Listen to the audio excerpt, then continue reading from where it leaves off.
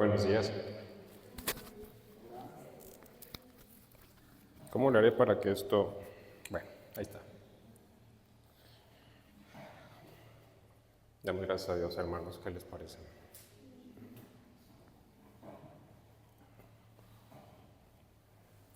Padre y Dios soberano, damos gracias por misericordias tan grandes que son, Señor, en Cristo, en todo aquello que Él hizo, ha hecho, la victoria que tuvo en la cruz y por la cual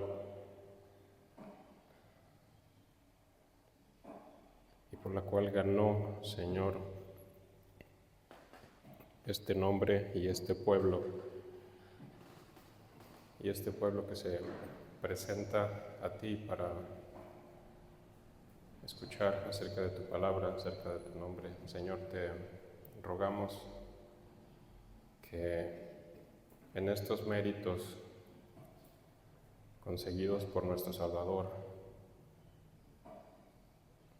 concedas, como es tu voluntad perfecta, que crezcamos en el conocimiento de tu revelación, de tu palabra,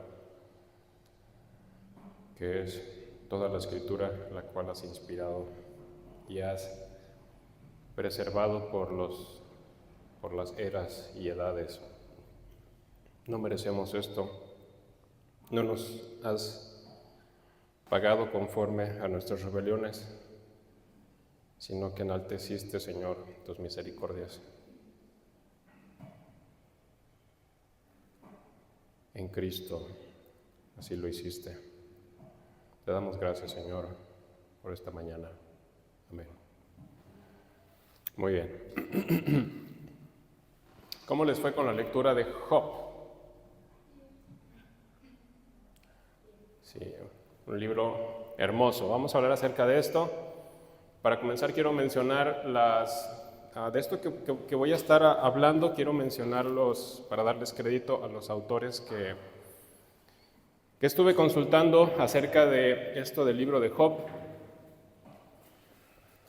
Aparte de la Biblia de MacArthur, que obviamente es nuestra base, la introducción y sus comentarios, etc. Estuve también en el Panorama del Antiguo Testamento de Hubert Lazarus Bush, muy bueno, se los recomiendo. Estuve también un poco viendo hermenéutica de Duval y Hayes, porque incluye una introducción a los libros proféticos. Entonces, los que tengan ese libro o los que estén estudiando ese libro, como los estudiantes del IDEX, o quienes lo van a estudiar como los estudiantes que van a tomar hermenéutica, posiblemente van a llevar ese material y van a encontrar ahí esa introducción a los libros proféticos, hermenéutica de Duval y Hayes.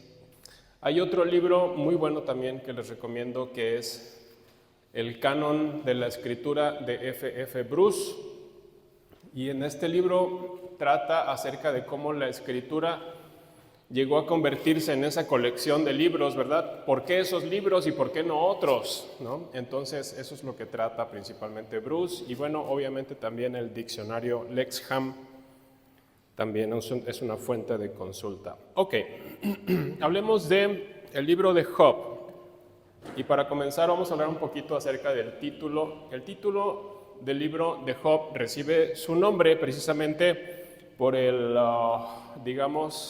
personaje al que le ocurre todas estas calamidades, y el libro recibe el nombre de este personaje, de Job. Por ahí en la Biblia de Estudio MacArthur viene un par de significados posibles de Job. Uno de ellos es perseguido, el otro de ellos es, ya no me acuerdo.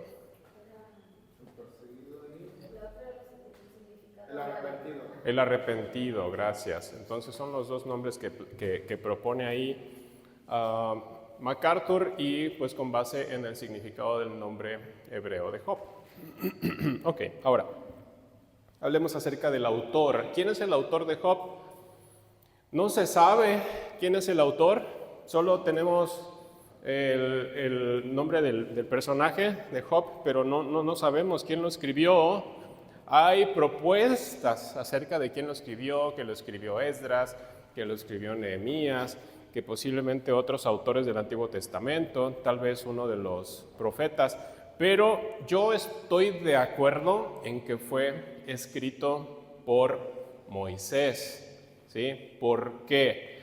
Bueno, porque corresponde más o menos la época donde se narran los hechos de Job, corresponde más o menos la época de los patriarcas como el patriarca Abraham. Estamos hablando de que todavía no teníamos la ley, estamos hablando de que menciona ahí que los cananeos vinieron y atacaron a la gente de Job, cuando los cananeos todavía eran nómadas, pero al decir cananeo, quiere decir que ya existían etnias diferentes. ¿Se acuerdan que en el libro de Génesis, en Génesis 11, tenemos el episodio de la Torre de Babel? ¿Se acuerdan de eso? Y antes de Babel todos hablaban el mismo idioma y todos eran la misma nación, pero a partir de Babel se dividen las naciones y se dividen las lenguas, los idiomas. Entonces lo que está proponiendo Job acá es que vinieron extranjeros y atacaron el campamento, lo que quiere decir que fue después de Babel, pero antes de Moisés, porque todavía no teníamos la ley, todavía no teníamos los sacrificios, ¿sí? Teníamos ¿se acuerdan que Abraham, por ejemplo, ofrecía sacrificios? También tenemos a un Job que ofrecía sacrificios para interceder. Bueno, entonces, las semejanzas del contexto del libro de Job, del contexto histórico de las costumbres y los hechos y eso, y con la semejanza con los patriarcas, con Abraham, con Isaac, con Jacob, personalmente a mí me lleva a la conclusión de que fue escrito por Moisés. Esa es mi conclusión personal con base a las evidencias que veo en la Biblia, ¿sí? Bueno, no es nada más porque se me antojó, son las evidencias que veo en la Escritura. Recuerden, siempre que alguien se para aquí al frente, mis hermanos, pastor, predicador, maestro, lo que sea, Cristian, yo, los maestros, después los futuros maestros que vengan, siempre probamos nuestros puntos con la Escritura, ¿sí? No probamos con otros hombres, no probamos con nuestra propia opinión, siempre los puntos se prueban con la Escritura. Bueno, luego, ya que hablamos un poco del autor, que para mí personalmente es Moisés, vamos a hablar un poquito acerca de el lugar de Job en la Biblia. ¿Por qué Job está ahí? ¿Sí? Bueno, Job cae en un lugar que se llama Los Escritos. Así se llama el lugar donde cae Job. Les voy a explicar qué es eso. ¿Ustedes se acuerdan que el Señor Jesús algunas veces dijo, así está escrito en la ley y los profetas? ¿Se acuerdan de eso? Lo que pasa es que el Señor Jesús se refería a la ley como el Pentateuco, ¿verdad? ¿Qué es el Pentateuco? Pues es Génesis, es Éxodo, es Levítico, es Deuteronomio y es Números. Eso es la ley, es el Pentateuco, 5 libros, es un nombre griego, 5 libros, Pentateuco, esa es la ley. Y los profetas, bueno, los profetas pues se considera a todo lo demás, ¿verdad? Todo lo que son los libros como Jeremías, como Isaías, etcétera. Y todo lo que está fuera de la ley, todo lo que está fuera de la ley, todo lo que son libros que no son la ley y todo lo que son libros que no son los profetas, lo llamamos escritos. Escritos, así lo llamaron los antiguos, lo llamaron escritos. Entonces, Job, Salmos, Proverbios, Eclesiastés, Lamentaciones, todo eso cae en escritos, ¿sí? Entonces son 3 categorías, la ley, los profetas y los escritos. Entonces cae en los escritos. Bueno, entonces, ¿qué tenemos aquí en el libro de Job? Tenemos un género literario muy muy especial, un género literario. ¿Qué es eso, hermano, de género literario? Hoy vienes con muchas palabras raras. ¿Qué es un género literario en realidad? ¿Usted alguna vez leyó Memín Pingüín? ¿Sí? Ese es un género literario que se llama cuento. ¿Sí? ¿Alguna vez usted declamó aquel caracol que va por el sol, que en cada ramita lleva una flor? ¿Alguna vez lo pusieron a declamar eso? Ese género literario se llama poesía. ¿Sí? Ajá. Bueno, y así tenemos muchos géneros. Novela, noticia. Tenemos muchos géneros literarios. ¿Sí? En el caso de la escritura, mucha de la escritura en el Antiguo Testamento está escrito como poesía, como poesía. Y Job está escrito en poesía. ¿Sí? Bien, entonces el género literario de Job es poesía hebrea. La poesía hebrea es diferente, ¿verdad?, que nuestra poesía. Nosotros nos vamos mucho con la rima, ¿verdad? Una rima de una poesía. A ver, híjole, soy malísimo para eso. No sé, una rima. Alguien que le gusta declamar. Es que me acuerdo de puras poesías que no tienen rima, ¿no? Me acuerdo de El brindis del bohemio, que me tocó declamarlo 2 veces cuando era niño. Y me acuerdo de otras, El seminarista de los ojos negros, pero todas son, no, esas no riman. Las canciones que riman terminan en lo mismo: canción, sanción, amor, clamor, ¿verdad? Simpatía, Turquía, no sé, o sea, son como cancioncitas que terminan con las mismas sílabas. Esa es la rima, pero hay otro género que es la prosa. En la prosa no rima, ¿verdad? Por ejemplo, regocijadamente departían 6 alegres bohemios. Los ecos de sus risas escapaban y de aquel barrio quieto iban a interrumpir el imponente y profundo silencio. A cada nueva libación, las penas hallábanse más lejas del grupo y así, pero no rima. Es prosa, es como que está platicando. Usted cuando platica en prosa, no rima, ¿sí? Ahora, esposos con sus esposas, cuando le dicen cosas bonitas a sus esposas,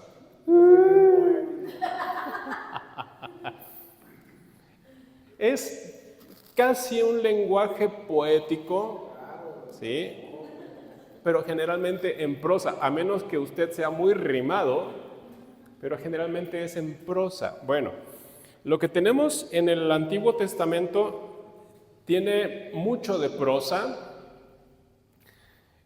Ahorita vamos a hablar de Job solamente, no me voy a meter en los salmos. Ya cuando hablemos de salmos me voy a meter en las características de la poesía de salmos, pero ahorita voy a hablar solamente de Job. En el caso de Job, que es una poesía, que es poesía hebrea,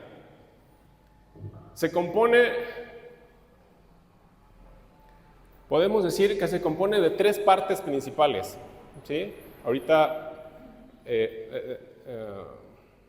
me voy a meter un poco más a eso, pero tiene la introducción, que es capítulo 1 y 2. Tiene los discursos poéticos, ahora sí, el discurso poético de Job, que es la lamentación de Job: ¿por qué nací? ¿Por qué me recibieron las piernas que cuando me dieron a luz? ¿Por qué no cerró el vientre contra mí? ¿Por qué no morí como los chiquitos? ¿Sí? La lamentación de Job. Eso es en Job 3. Empiezan los discursos poéticos. Luego Job guarda silencio y empiezan a hablar sus amigos. Respondió Elifaz temanita y dijo: ¿acaso hay alguien que...? Y empiezan a responderle. Después Bildad, después Zofar. Y ya que hablan los 3, Job vuelve a retomar un nuevo discurso y empieza otra vez su queja y su dolor.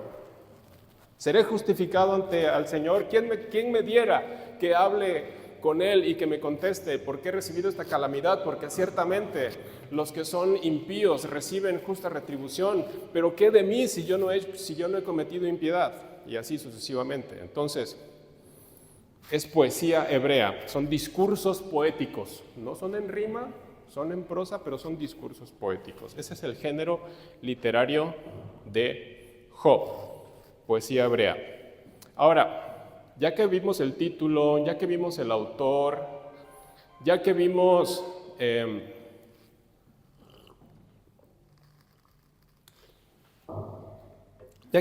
título, el autor, su posición en el Antiguo Testamento, y ya que vimos que es poesía hebrea, voy a hablar del propósito de Job. Pero fíjense, antes de hablar del propósito de Job, quiero mencionar algo que no escribí en mi bosquejo, pero lo tenía presente en la mente desde que sabía que iba a hablar de este libro. Miren,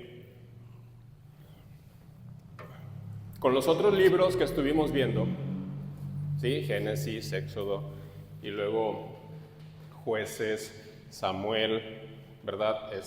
Reyes, Crónicas, Esdras, Nehemías, Esther. Con esos libros ya cubrimos toda la historia del Antiguo Testamento. Ya la cubrimos, ¿sí? Con esos libros, los que ya vimos en las clases pasadas, ya cubrimos la historia, ¿sí?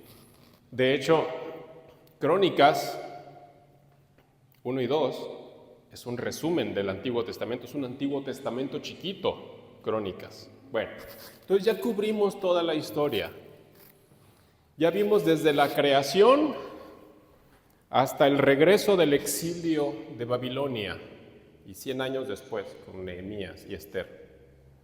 Entonces, ya cubrimos la historia del Antiguo Testamento. Ahora fíjense qué interesante. Vamos a entrar, en las siguientes semanas, vamos a entrar en un lugar muy especial de la Biblia. Ya no vamos a estar en la historia. Durante varias semanas ya no vamos a estar en la historia. Vamos a estar precisamente en la poesía hebrea. Vamos a estar en Job, en Salmos, en Proverbios, en Eclesiastés, en Cantar de los Cantares y tal vez en Lamentaciones. Pura poesía. Ya no vamos a estar viendo historia. Nos vamos a cambiar un ratito el chip. Vamos a sacar un rato el chip de la historia y vamos a introducir el chip de la poesía. Y eso es muy interesante, mis hermanos. Eso es muy interesante, ¿sí? ¿Por qué? La historia, ¿qué nos informa? La historia nos informa la historia del rey. La historia del rey. Todo el Antiguo Testamento nos habla de la historia del rey. El Nuevo también, pero no hemos llegado ahí. Hemos dicho todo el tiempo que Génesis, por ejemplo, es la promesa del reino. ¿Sí? ¿Se acuerdan en Génesis?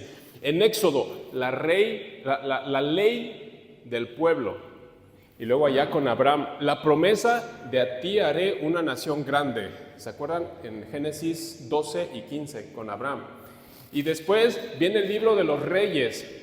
Reyes, se divide el reino, el reino de Israel en el norte, de Judá en el sur, pero fíjense cómo era, todos hicieron lo malo ante los ojos de Jehová, pero Dios de todos modos pudo conservar a reyes piadosos y pudo conservar el linaje de Judá. ¿De dónde nace el rey que esperamos? ¿De qué tribu nació?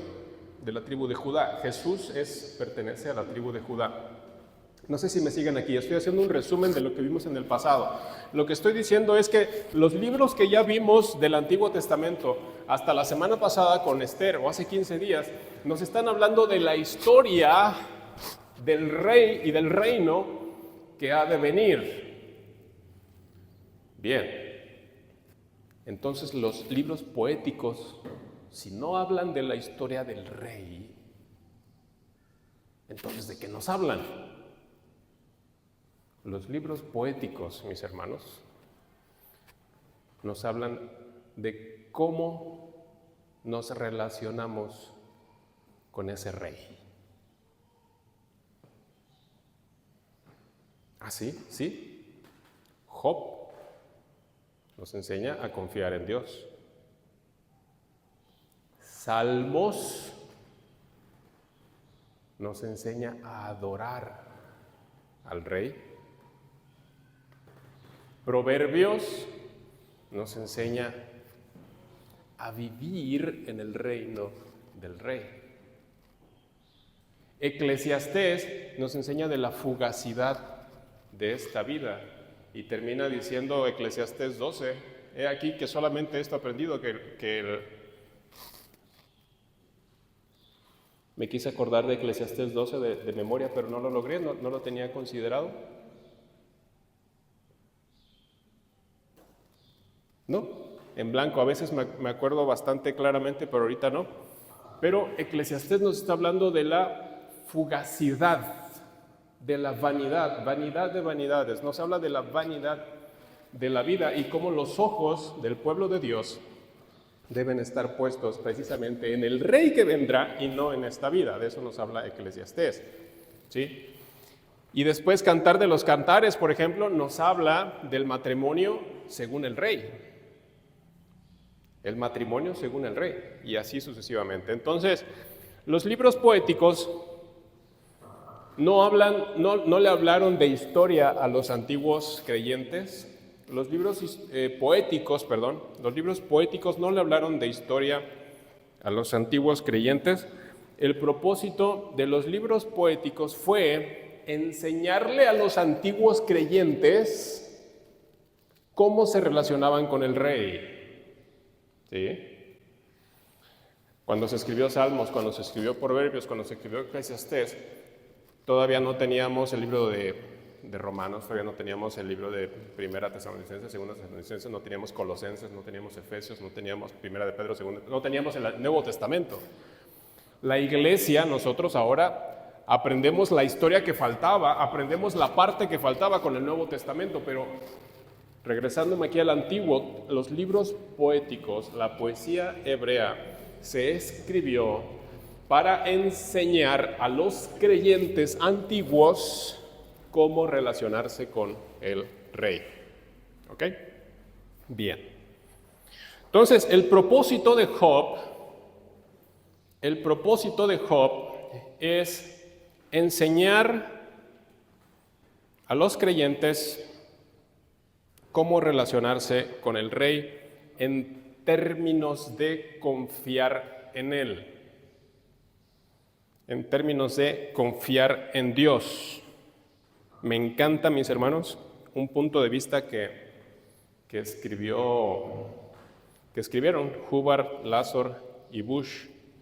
Y lo que dicen estos señores en su libro, que es Panorama del Antiguo Testamento, es lo siguiente. Lo que ellos dicen es que Job también trata acerca de otro tema, aparte de la confianza. Estos señores dicen que el libro de Job también trata acerca de la libertad de Dios. Oh, interesante. Lo que dice es, Dios tiene la libertad de hacer con su creación lo que Él quiera, con sus creyentes lo que Él quiera. Tiene la libertad de hacer con Satanás lo que Él quiera. Y tiene la libertad, mis hermanos, de no decirle a nadie lo que está haciendo. ¿Sí?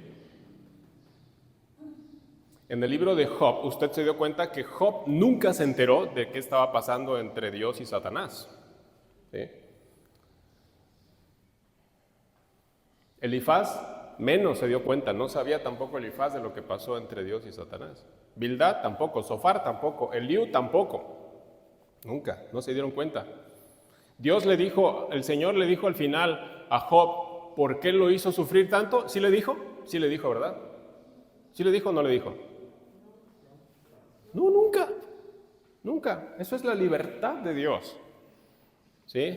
Entonces, somos los seres humanos, los cristianos también. Tenemos la tendencia a decir, ay, es que me está pasando puesto porque seguramente me está pasando porque hice, no sé, porque, yo qué sé, porque no pagué el recibo de luz, no sé, se me ocurre. Por eso me está pasando lo que me está pasando. La verdad es que no, hermanos. La verdad es que Job nos enseña que Dios funciona libremente, ¿sí? Más adelante, Hubbard o MacArthur, ya no me acuerdo, establece que sí, Dios puede decidir no revelar por qué hace lo que hace. Por ejemplo, si un cristiano sufre, Dios tiene la libertad de no decirle por qué sufre, ¿sí? Por otro lado, también aclara este autor que los cristianos también sufrimos como consecuencia de nuestro pecado. Por ejemplo, si yo antes de conocer al Señor llevé una vida desordenada, por ejemplo, en mi alimentación, ahora soy creyente y ahora vivo las consecuencias, ahora vivo con diabetes y yo qué sé, estoy enfermo, ¿sí? También habla de que, bueno, también Dios ha revelado en su palabra que también los cristianos pueden sufrir a causa de desobediencia. Nos habla primero a los Corintios 11 de que Pablo le decía a los creyentes, bueno, es que ustedes tienen que tomar la cena del Señor dignamente, si no se van a enfermar o se van a morir. Y lo dijo ahí en primero a los Corintios 11. Y entonces también Dios en su palabra revela que los cristianos pueden sufrir a causa de desobediencia. Entonces Dios al que ama, disciplina. Pero aquí en Job lo que estamos viendo es que muchas veces también el cristiano o los creyentes o la creación van a pasar cosas que Dios no tiene por qué explicar, ¿sí?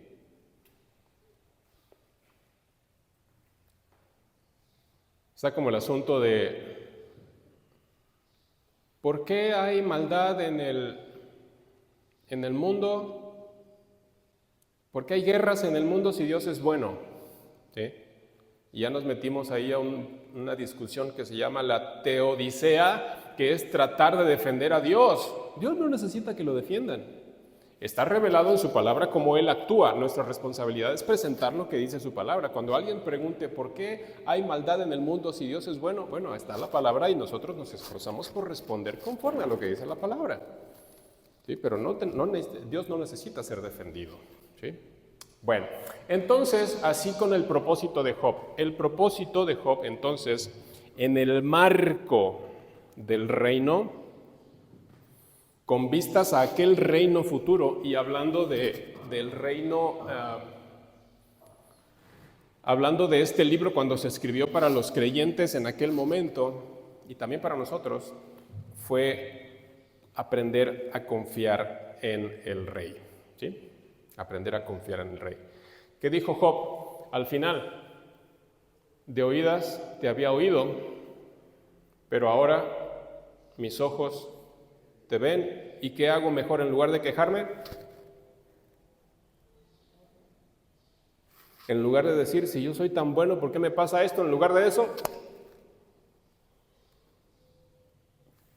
pongo la mano en la boca y digo, Señor, dale.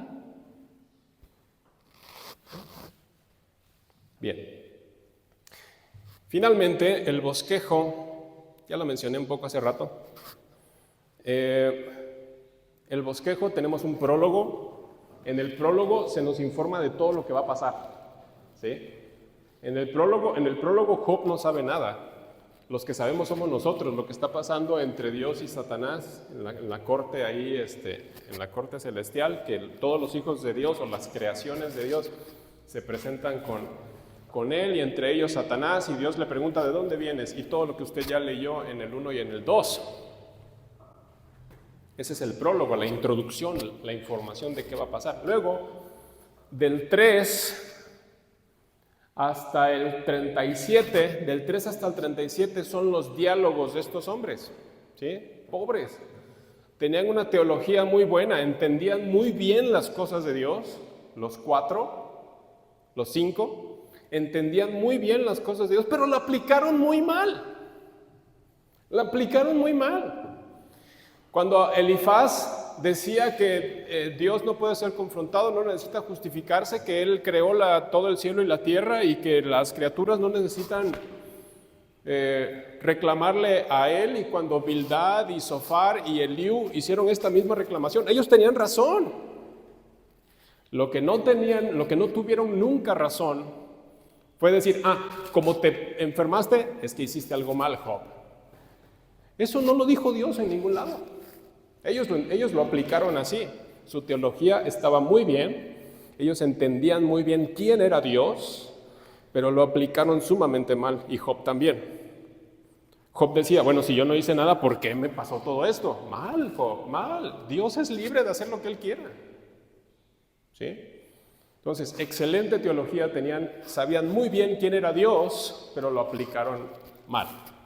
Y después en Job 38, Dios entró y corrigió el asunto, soberanamente. Bueno, entonces tuvimos el prólogo, tuvimos las 3 rondas de discusiones y al final del 38 al 42 tenemos una intervención de Dios, mis hermanos, monumental. ¿Sí? Desde hace 10 años que leo este libro, cada vez que paso por ahí, mis hermanos, es una sacudida tremenda. Y finalmente el epílogo o el final, en el capítulo 42, donde es el desenlace de la historia, y ya sabemos cómo terminó todo. Y bueno, ahí termina. ¿Dudas, preguntas acerca de Job? Hasta me desperté.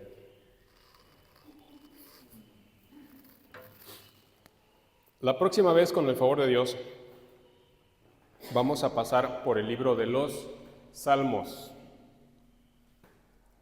Tome sus previsiones con Salmos.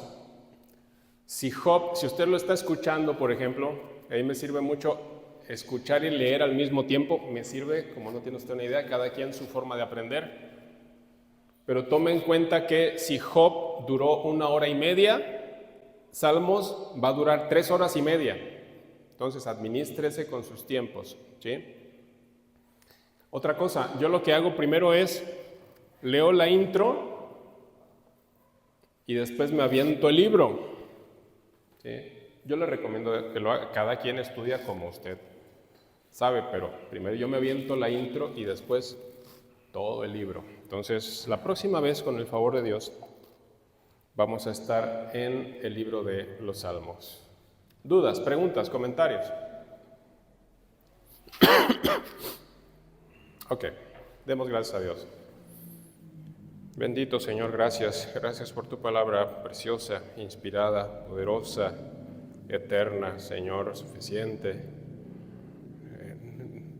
rica y que infunde aliento y gozo. Gracias, Señor, que Señor, el Espíritu que nos has dado intercede y alaba en nuestro interior por nosotros, porque no sabemos alabar ni expresar, Señor, en suficiente grado tu grandeza, tu gloria. Pero gracias, Señor, todo lo que tú haces. Bendito Dios, te damos gracias también por este tiempo en Cristo. Amén.